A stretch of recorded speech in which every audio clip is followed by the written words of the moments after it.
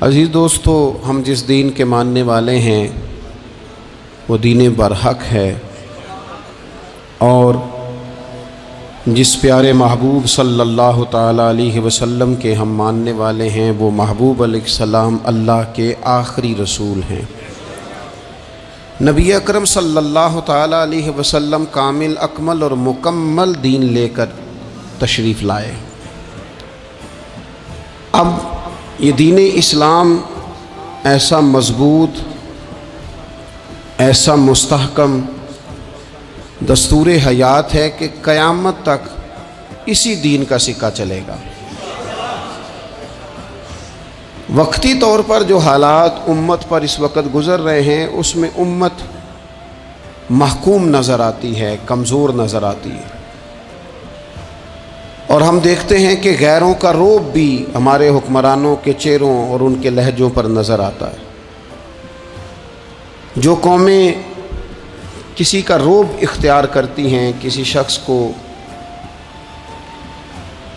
اس طرح کا بڑا جانتی ہیں کہ احساس کمتری کا شکار ہو جاتی ہیں، وہ اپنی آنے والی نسلوں کو کبھی مضبوط نہیں کر پاتی۔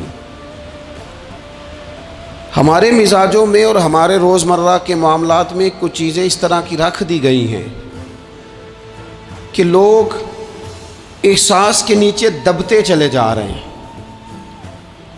برادریزم ایک بہت بڑا ایشو رہا ہمارے ہاں۔ میں بڑی درد کے ساتھ یہ بات عرض کیا کرتا ہوں کہ زیادہ گناہ اور زیادہ جرم اس بندے کا نہیں جو اپنی برادری کو بڑا سمجھتا ہے، بلکہ زیادہ مجرم وہ ہے جو اپنی برادری کو چھوٹا سمجھتا ہے۔ اس نے کیوں اپنے اندر احساس کمزوری پیدا کیا؟ اس کو کیوں ضرورت پیش آئی یہ کہنے کی کہ میں کسی کمزور قبیلے سے تعلق رکھتا ہوں؟ اسے کھل کے کہنا چاہیے تھا کہ میں بھی جناب آدم کا بیٹا ہوں۔ اسے کھل کے کہنا چاہیے تھا کہ میں بھی رسول رحمت کا غلام ہوں، میں بھی اللہ کا بندہ ہوں۔ کھل کر بات کرنی چاہیے۔ احساس کے نیچے دب جانا، پریشان۔ پھر اسی طرح کا معاملہ امیری غریبی کا ہے۔ غربا کیوں یہ سمجھ بیٹھتے ہیں کہ جس کے پاس پیسے زیادہ ہیں شاید فضل بھی زیادہ اسی کے پاس ہے؟ کیوں اس احساس سے باہر نہیں آتے؟ اگر دولت بہت اعلیٰ ہوتی نا اور بڑی ہی قیمتی ہوتی تو سب سے زیادہ سیدہ فاطمہ زہرا کے گھر میں ہوتی، سب سے زیادہ تجوریاں سیدہ عائشہ صدیقہ کے پاس ہوتی، لیکن یہ زیادہ قیمتی نہیں تھی، اس لیے دروازہ رسول پہ بھی نہیں تھی۔ تو اسی طرح کا معاملہ کچھ لوگوں کا ہے۔ میں نے اپنی زندگی میں یہ دیکھا ہے کہ مذہبی ماحول سے وابستہ لوگ کئی دفعہ بڑے پریشان ہو جاتے ہیں کہ میں تو مولوی صاحب ہوں، اور محلے کا مولوی بنا کے جب کسی کو رکھا جاتا ہے تو بیچارہ ویسے بھی پریشان ہو جاتا ہے۔ اس کی ذمہ داری ہوتی ہے کہ تو نے وقت پہ جنازہ پڑھانا ہے، ٹائم پہ کل پہ آ جانا، 10ویں پہ وقت پہ پہنچنا، غیر حاضر نہ ہونا۔ کچھ جگہوں پہ یہ بھی رواج ہے کہ جناب آپ کو 7 دن اور 10 دن مسلسل بیٹھنا ہے اور پڑھائی کرنی ہے۔ وہ آہستہ آہستہ آہستہ آہستہ بچے احساس کا شکار، یعنی قرآن شریف پڑھنے والے بچے اور کتاب و سنت کی تعلیم حاصل کرنے والے بچے، لیکن انہیں یہ کہا جاتا ہے کہ چلو فلانی جگہ قرآن پاک پڑھنے چلتے، قرآن پڑھنے جا رہے ہیں۔ قرآن انقلاب کی کتاب ہے، قرآن بندے کو عروج دیتا ہے، لیکن ان بچوں کی ذہنی ساخت یہ بنائی جا رہی ہے کہ چلو قرآن پاک پڑھنے چلتے ہیں، وہاں بریانی ملے گی کھانے کو، گوشت ملے گا کھانے کو۔ شکایت ہے مجھے یا رب خدا بندان مکتب سے، سبق شاہی ہے بچوں کو دے رہے ہیں خاک بازی کا۔ اتنی چھوٹی جب آپ کسی کی سوچ بنا دیتے ہیں تو پھر وہ آپ کہیں کہ وہ انقلاب برپا کرے، وہ کوئی بڑا کارنامہ سر انجام دے، یہ ہوتا نہیں، ممکن نہیں ہوتا۔ جب آپ آہستہ آہستہ کر کے احساس کمزوری کے نیچے دبتے چلے جاتے ہیں، دبتے، حالات خراب ہو جاتے ہیں۔ ہمارے بزرگ ہمیں کہا کرتے تھے کہ مولوی ہونا کوئی تانا ہے،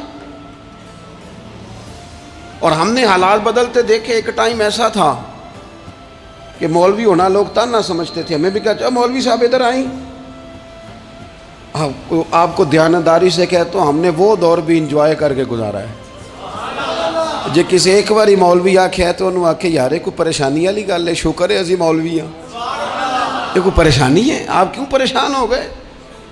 मौलवी किसी ताने मैंने का नाम है। और फिर वो जो कल तक कह रहा था ना कि ओहो तुसी तो मौलवी बन गए हो, फिर हमने वो दौर भी देखा, उसने कहा यार 2 मिनट खड़ा हो तेरे साथ तस्वीर बनानी है, वो दौर भी देखा, ये दौर भी देखा। थोड़ा सा ना अपनी ज़िंदगी के अंदर खुददारी, इज़्ज़त नफ्स, वक़ार, इस्लाम उरूज देता है बंदे को। मुसलमान तेज़ी से दबते चले जाते हैं, दबते चले जाते हैं। मुल्क के शाम का बंदा आ गया हज़रत उमर को मिलने, उसने आते ही पूछा तुम्हारे बादशाह का महल कहाँ? उन्होंने कहा जी हमारे बादशाह का महल नहीं होता, हमारे यहाँ लोगों ने समझ लिया ना कि रोब शायद कपड़ों का होता है, रोब शायद गाड़ियों का होता है, बंगलों का होता है, बहुत बड़ी कोठी का रोब होता है। और नहीं भाई, रोब तो बंदे के किरदार का होता है, उसके अफकार का रोब होता है, रोब उसके ऊंचे ख्यालात का होता है। कहाँ है आपके बादशाह का महल? तो उन्होंने कहा महल शहल तो कोई नहीं, मस्जिद में होंगे अमीरुल मोमिनीन। बंदा कहता है मैं सोच में पड़ गया कि जिसके नाम से मेरा बादशाह कांपता है वो मस्जिद में होगा। गन में नहीं कोई नहीं, हटो बचो ही कोई नहीं, इधर उधर ही कोई नहीं, पहरेदार ही कोई नहीं। मस्जिद में जाके पूछा जनाब उमर, कहने लगे इधर ही थे। किधर हैं भाई हजरत? वो किधर हैं? इधर ही थे। कहने लगा, मैं हैरान हो गया, ये बादशाह की बात हो रही है। एक साहब कहने लगे वो खजूरों के बाग की तरफ जा रहे थे, कहते मैं खजूरों के बाग में गया तो एक बंदे से पूछा अमीरुल मोमिनीन, कहने लगा वो सामने की तरफ जा रहे थे, उधर गया। एक बंदे से पूछा कहाँ है वो शख्स, इसकी 24 लाख मुरब्बा मील पे हुकूमत है, कहाँ है वो शख्स जो मदीने में बैठ के नारा लगाता है तो कैसर और किसरा कांप जाते हैं? वो बंदा किधर है कि जिसकी बात जगह जगह होती है, जिसका तज़किरा सुना है कि उसे देख के शैतान भी रास्ते बदल जाता है। उन्होंने कहा वो देख रहे हो खजूर के दरख्त के नीचे कुएं के साथ मिट्टी का ढेला तकिए की जगह रख के वो जो तामत बांधे कुर्ता पहने सोया है वही तो फारूक आजम है। वो शख्स कहता है उमर सोए थे। शेर सोया भी हो तो उसका रोब होता है। शेर जो होता है, शेर कभी सो भी जाए ना तो लोग फिर भी खौफ खाते हैं और उसके जागने का खौफ खाते हैं कि ये कहीं जाग ना जाए। शेर जो हुआ, कहते हैं हजरत उमर सोए थे पर मैं करीब गया तो मेरे वजूद पे रोब तारी हो गया, रोब, और मेरी ज़ुबान से बेसाख्ता ये जुमले निकले कि उमर तू इंसाफ करके सोया है ना, तो मिट्टी के ढेले पे भी तुझे सुकून की नींद है। खुददारी, वक़ार, इज़्ज़त, ये एहसास कमतरी से बाहर निकलें। हमने अपने बच्चों को मसल डाला है, वो तुसी माड़े दे बच्चे हो, तुसी तो नहीं ना आगे जा सकते, वो असी गरीब लोग ना बेटे तू फलाने के साथ ना जाया। हमने अपने बच्चों की ख्वाहिशात तबाह कर दी, कमज़ोर करके रख दिया, इन्हें बार बार सिखाया हमने। खुददार था वो बाप जिसकी थोड़ी सी आमदन थी पर वो गर्मियों में अपने पुत्र से कहता था पुत्र बड़ोले में दाने डाल दिए हैं, तुम्हारी माँ ने मर्तबान में अचार डाल दिया है, लो अब सारी गर्मियाँ परवाह कोई नहीं। वो खुददार लोग थे। लेकिन आज ये दीन गालिब होने के लिए आया है, मुसलमान ने गालिब होना है। ये थोड़ा अपनी ज़ात से उठकर जब सोचेगा ना, बड़ी बात करेगा, बड़ी बड़ी सोच पैदा करेगा, बड़ा इसका मिजाज होगा, खुला इसका दिल होगा, तो फिर ना ये ज़रा सर उठा के जिएगा। कुरान मजीद की जो आयत करीमा मैंने तिलावत की, अल्लाह करीम ने फरमाया हुवल्लज़ी अरसला रसूलहू बिलहुदा व दीनिल हक़, फरमाया वो कादिर मुतलक है जिसने अपने रसूल को हिदायत और हक़ दे के भेजा है। दो चीज़ें दे के भेजा है, हिदायत और हक़। किताब हिदायत और हक़ हुजूर लेके आए। किस लिए भेजा है? कि निरा तस्बीह पढ़ें और सो जाएं, निरा जनाब इबादत करें और आराम करें, निरा जनाब तिलावत करें और आराम करें ना। हुवल्लज़ी अरसला रसूलहू बिलहुदा व दीनिल हक़, वो रब है जिसने अपने नबी को, अपने रसूल को हिदायत और हक़ दे के भेजा है। क्यों? کہ لیظہرہ علی الدین کلہ، تاکہ اس دین کو تمام دینوں پر غالب کر دے، اس کو غالب کرے، ہر دین پر یہ دین چھا جائے۔ وَلَوْ كَرِهَ الْمُشْرِكُونَ، اگرچہ مشرکوں کو یہ بات بری ہی لگے، ناپسند آئے، کسی کو نہیں آتی۔ لِيُظْهِرَهُ عَلَى الدِّينِ كُلِّهِ، یہ دین غالب ہونے کے لیے آیا۔ غالب، تو نماز بھی پڑھ، عبادت بھی کر، لیکن یہ بھی خیال رکھ کہ دنیا میں نماز والے نبی کا نظام بھی قائم کرنا ہے۔ تیرے پاس نری مسجد نہیں ہونی چاہیے، حکومت بھی ہونی چاہیے۔ مسلمان کے ہاتھ میں نری تسبیح نہیں ہوگی، یہ انان حکومت بھی چلائے گا۔ اس کے اندر خودداری ہوگی۔ حضرت عمر تہجد بھی پڑھتے تھے اور سویرے حکومت بھی کرتے تھے۔ حضرت صدیق اکبر ساری رات مدینے والے کی یاد میں رویا بھی کرتے تھے، اور صبح اٹھ کر تلوار لے کر نبی پاک علیہ السلام کی ختم نبوت کے منکروں کے خلاف جہاد بھی کیا کرتے تھے۔ جب تک اپنے مزاج میں وہ شوق نہیں پیدا ہوتا کہ دین کو غالب کرنا ہے، جد و جہد کرنی ہے، کوشش کرنی ہے، بڑا سوکھا ہے ہمارے لیے بھی، آرام سے نماز پڑھیں، نفل پڑھیں، عبادت کریں۔ اور ویسے بھی اسے لوگ زیادہ بڑا پیر سمجھتے ہیں جس کی تسبیح زیادہ لمبی ہو، وہ زیادہ بڑا پیر ہوتا ہے جس کی پگڑی ذرا زیادہ بڑی ہو، جبہ تگڑا پہنے، اجرے کے اندر رہے، باہر نہ نکلے، اور اندر جائیں 2 منٹ کے لیے حضرت کی زیارت کریں، باہر آ جائیں، بس چھٹی، وہ زیادہ پیری مریدی ہو جاتی ہے۔ پیر تو بولتا ہی نہیں۔ وہی ہے تیرے زمانے کا امام برحق، اقبال کہنے لگے وہی ہے تیرے زمانے کا امام برحق، جو تجھے حاضر و موجود سے بیزار کرے اور موت کی شکل میں دکھلا کے تجھے جلوہ یار، زندگی تیرے لیے اور بھی دشوار کرے، تو جو تیرا جینا مشکل کر دینا، وہ تیرے زمانے کا امام برحق ہے، تیرے لیے زندگی دشوار کر۔ یہ کیا بات ہوئی کہ ٹھیک ہے جناب آپ موج کریں، جو دین غالب ہونے کے لیے آیا، دین کے مزاج میں غلبہ ہے، دین کی طبیعت میں غلبہ ہے، دیندار چھا کے وقت گزارا کرتے ہیں۔ اللہ تعالیٰ نے اس دین کے اندر وہ قرار دیا ہے، وہ وسعت دی ہے، وہ درد دیا ہے، وہ ذوق دیا ہے۔ اپنے اندر سے وہ بت توڑ ڈالیں جو بت مایوسی پھیلاتے ہیں، ان جگہوں سے نکل آئیں جہاں انسان کمزور پڑتا ہے۔ اٹھ باندھ کمر کیوں ڈرتا ہے، پھر دیکھ خدا کیا کرتا ہے۔ آگے کی طرف دیکھیں، آگے کی طرف دیکھیں۔ میرے نبی اکرم صلی اللہ تعالیٰ علیہ وسلم نے فرمایا، حالات جتنے بھی خراب آ جائیں، ماحول جتنا بھی بگڑ جائے، امت پر دشواری جتنی بھی آئے، حضور علیہ الصلوۃ والسلام نے فرمایا ہے یہ دین اسلام ہے، یہ مسلم کے لفظ ہیں۔ حضور فرماتے ہیں یہ دین ہمیشہ قائم رہے گا، اور فرمایا ایک جماعت ہوگی پوری میری امت کی جو دین اسلام کے دفاع میں کام کرتی رہے گی، جد و جہد کرتی رہے گی، کوشش کرتی رہے گی، ہمت کرتی رہے گی۔ میرے عزیز، حضور نے فرمایا ہمیشہ یہ دین قائم رہے گا، اور ایک جماعت ہمیشہ اس دین کے لیے کام کرتی رہے گی۔ اور میرے نبی پاک علیہ السلام نے فرمایا 100 سال کے بعد تو اللہ ضرور اس امت میں ایک ایسا شخص پیدا کرے گا، یہ ابن ماجہ میں حدیث موجود ہے، جو اس دین کی نئے سرے سے تجدید کر دے گا۔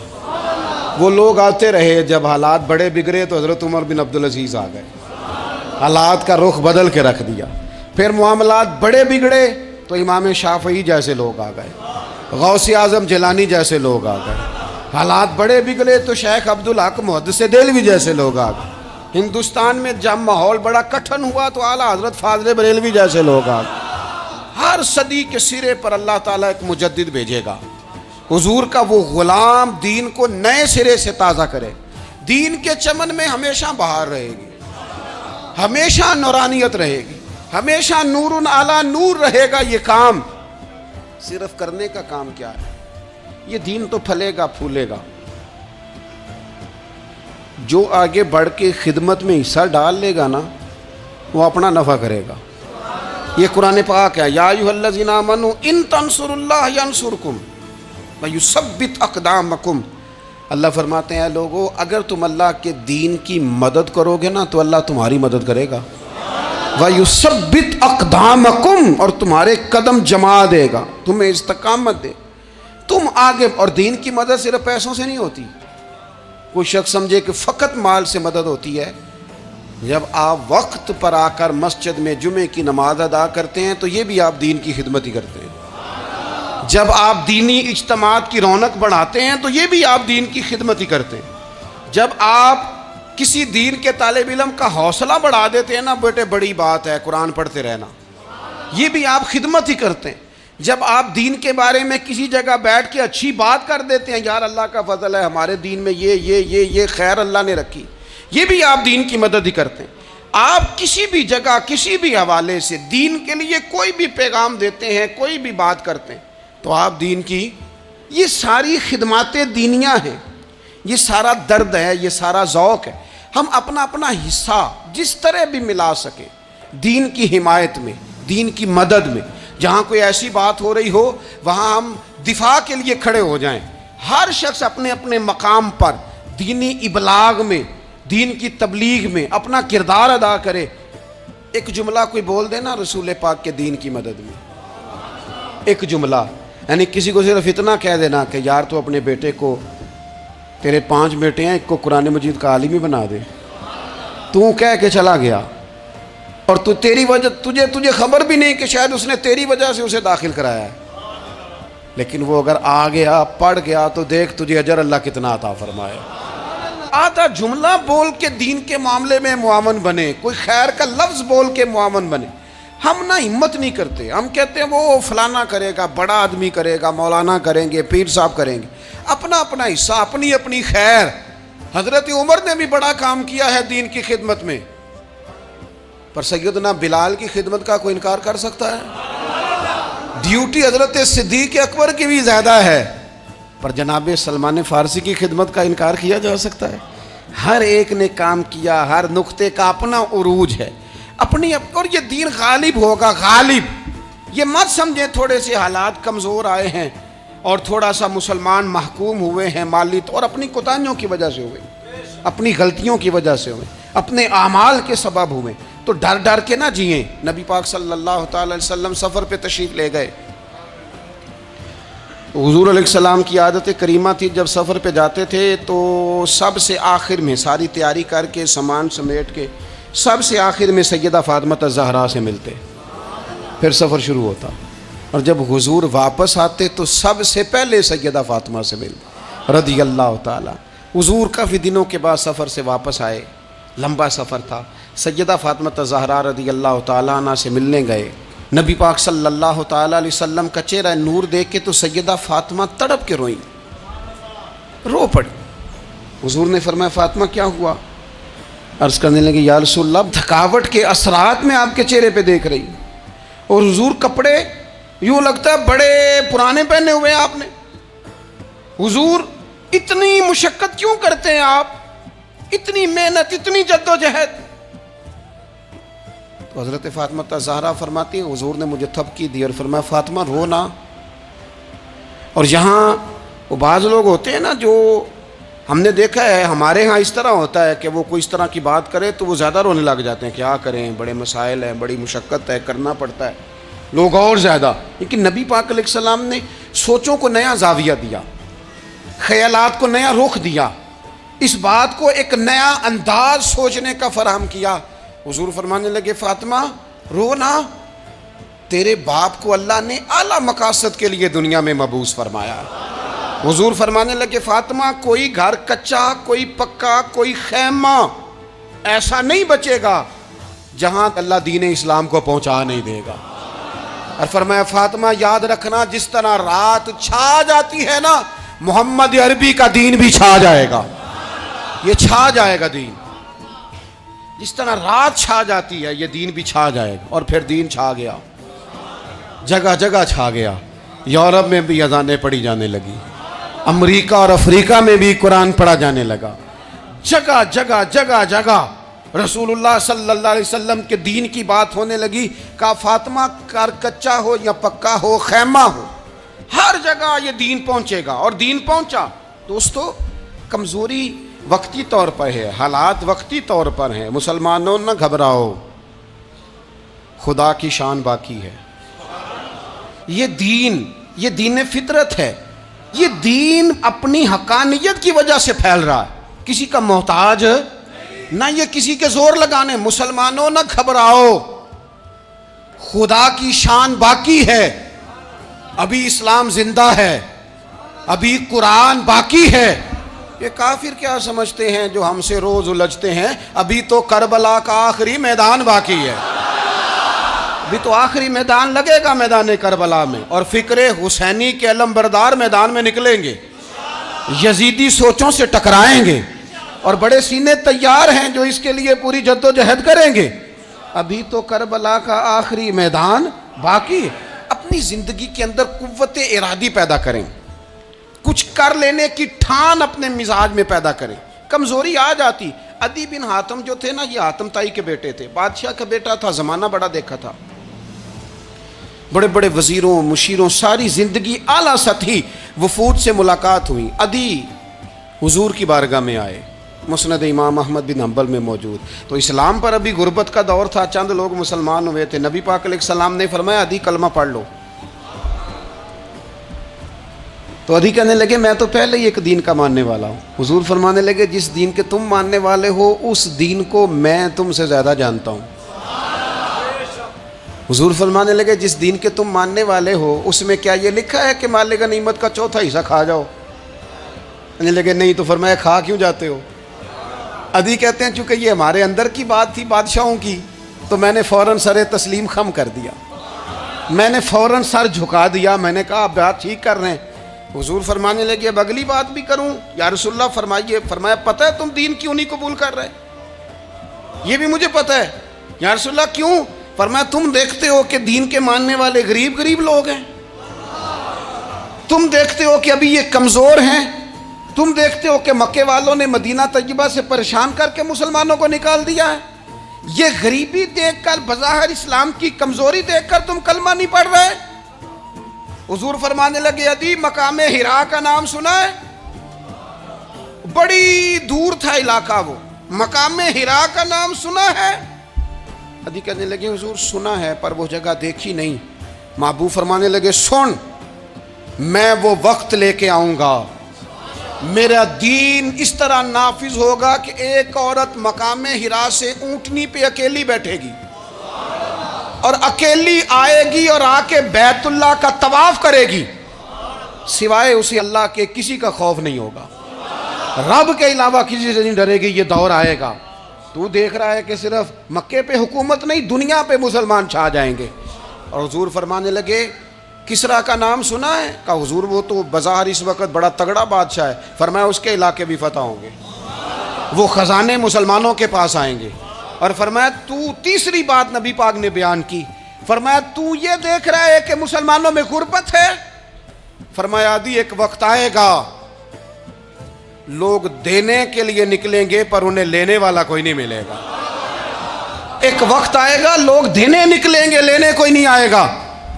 عدی کہتے ہیں کہ میں رسول کریم کا کلمہ پڑھ کے مسلمان ہو گیا. اب پھر زیادہ دور نہیں گزرا, عدی رویا کرتے تھے.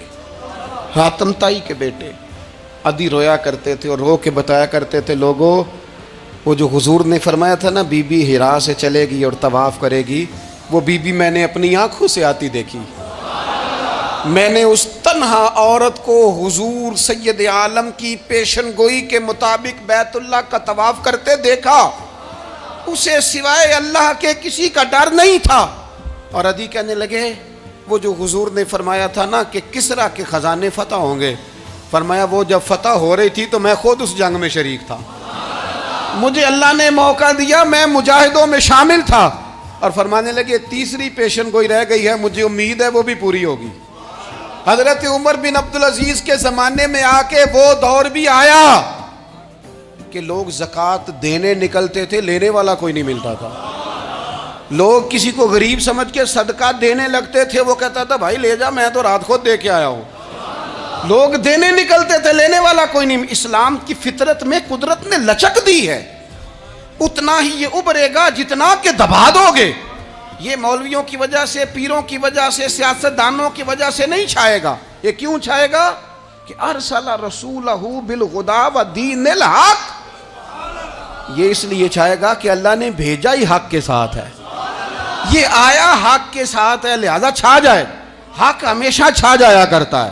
اور وَقُلْ جَاءَ الْحَقُّ وَزَهَقَ الْبَاطِلُ إِنَّ الْبَاطِلَ كَانَ زَهُوقًا, جب حق آتا ہے تو باطل خود بخود چھپ جاتا ہے، اور باطل ہوتا بھی مٹ جانے کے لیے بس نا یہ دین حضرت خباب بن الارت رضی اللہ تعالیٰ عنہ فرماتے ہیں ہمیں بڑی تکلیف دی کفار مکہ نے، قریش نے بڑا ستایا۔ نبی پاک علیہ السلام خانہ کعبہ کے ساتھ ایک چادر لے کے آرام فرما رہے تھے، ہم حضور کی بارگاہ میں گئے، یا رسول اللہ دعا کریں یہ تباہ ہو جائیں، تنگ بڑا کرتے ہیں، حضور آپ دعا کریں اللہ کی بارگاہ میں۔ تو حضور اٹھ کے بیٹھ گئے، فرمایا جلدی نہ کرو، تم سے پہلے ایسے لوگ گزرے ہیں جن کو گڑوں کے اوپر رکھ کے نا تو آروں سے کاٹ دیا جاتا تھا، وہ 2 ٹکڑے ہو جاتے تھے۔ فرمایا جلدی نہ کرو، تم سے پہلے ایسے لوگ گزرے ہیں کہ لوہے کی کنگھیوں سے ان کا گوشت نوچ دیا جاتا تھا، ہڈیاں تک زخمی ہو جاتی تھی، سی نہیں کرتے، زخم پہ زخم کھا کے جی خونے جگر کے گھونٹ پی، آہ نہ کر لبوں کو سی، یہ عشق ہے کو دل لگی نہیں۔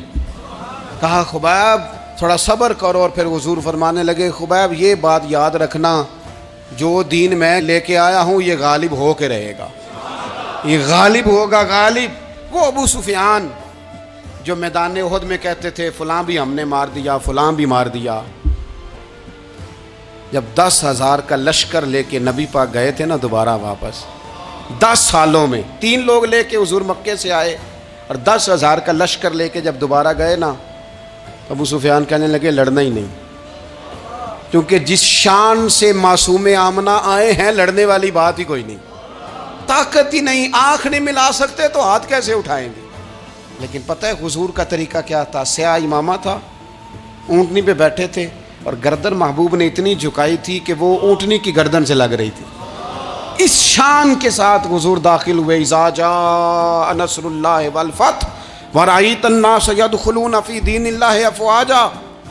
اپنے اندر نہ تھوڑی سی، آپ 24 گھنٹے دنیا کمائیں، کوئی منع نہیں کرتا، مال کمائیں، جائیدادیں بنائیں، حلال کمائیں، جتنا مرضی کمائیں، لیکن نہ کچھ تھوڑا سا اپنے آپ کو دین کے لیے، صرف مالی طور پر نہیں۔ ہمارے ہاں ایک بہت بڑا مسئلہ یہ بن گیا کہ صرف مالی طور پر ہم سمجھتے ہیں دین کی مدد کر دیں۔